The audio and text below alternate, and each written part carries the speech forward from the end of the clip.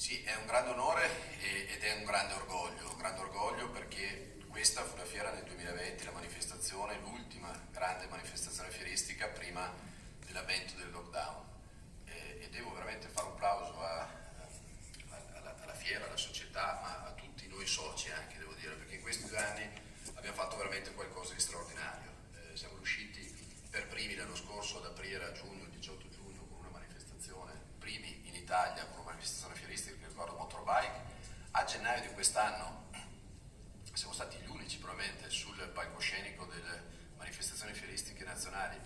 ad aprire ancora la fiera sempre con Motorbike, e adesso tra l'altro con una ricollocazione nel mese di marzo che è un po' storica, nel senso che la fiera agricola era la fiera che si teneva proprio negli anni, forse si deve andare dietro già negli anni 90, vero? Negli anni 90, ma storicamente era la fiera di marzo, era la fiera agricola si teneva in questo momento storico. E devo dire che, dicevo, un grande orgoglio, una grande soddisfazione per questo, per essere stati in grado di riaprire e riaprire con manifestazioni come Fiera Agricola che hanno una dimensione internazionale. Esco un attimo del seminato di Fiera Agricola, ma poi ci rientro subito per dire che questi sono stati 2 anni straordinari perché abbiamo fatto anche l'aumento di capitale per dare liquidità importante per lo sviluppo del piano industriale in un momento molto complicato per le manifestazioni fieristiche. Abbiamo fatto l'aumento di capitale quando tutto era ancora chiuso, e quindi è stato veramente uno sforzo veramente enorme e anche di grande coraggio del sistema città. Solo il Comune di Verona ha investito 12 milioni di euro nell'aumento di capitale, ma poi tutti gli altri soci per un complessivo 30 milioni. E poi, proprio la scorsa settimana, anche dal punto di vista della struttura della fiera, abbiamo apportato delle importanti modifiche allo statuto della fiera stessa. Dico tutto questo perché? Perché insieme all'indirizzo che i soci hanno dato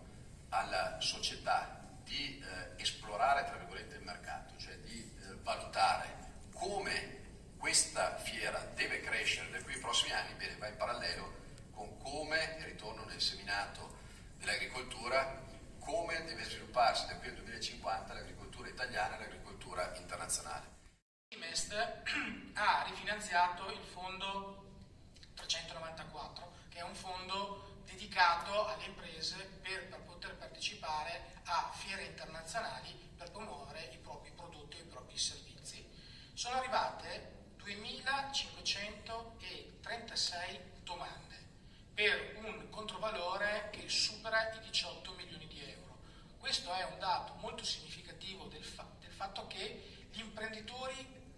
vogliono un sistema fieristico particolarmente attento alle loro esigenze, cioè ci considerano un loro alleato nella promozione dei propri prodotti e dei propri servizi. E questo fa sì che tutto il comparto fieristico ne senta proprio il bisogno di rappresentare l'impresa italiana nel mondo, nei propri eventi, nelle proprie fiere internazionali che vengono organizzati. Per Verona Fiere, come è stato detto prima, sono stati 2 anni particolarmente provanti. Penso che il direttore generale, che è un po' la scatola nera, chiamiamo così, di Verona Fiere, quindi sa valutare quali sono stati i momenti più difficili di tutta la storia di Verona Fiere. Questi sono stati gli anni forse più difficili dal dopoguerra ad oggi. È stato citato il Summit e credo che sia un evento che abbiamo fortemente voluto, molto importante. Il Summit sarà, mi piace anche sottolinearlo, a tutti gli effetti anche il momento inaugurale ufficiale della 115esima Fiera Agricola, proprio per sottolineare l'importanza ancora di più di questo Summit, perché il Summit da un lato celebra 60 anni di politica agricola comunitaria, e Stefano Baccari ha spiegato, non devo dire di più, in maniera straordinaria cosa ha voluto dire la politica agricola comunitaria per l'Europa e per il nostro Paese, ma siamo in un momento nel quale la sfida per l'agricoltura è una sfida estremamente importante, perché c'è da un lato da guardare a come rispondere alle esigenze di sicurezza alimentare, in questo caso di una popolazione mondiale crescente. stime sono di 9 miliardi di persone che abiteranno il nostro pianeta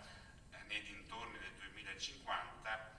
e dall'altro lato c'è la grande sfida che appare oramai a tutti evidente dell'effetto sull'agricoltura dei cambiamenti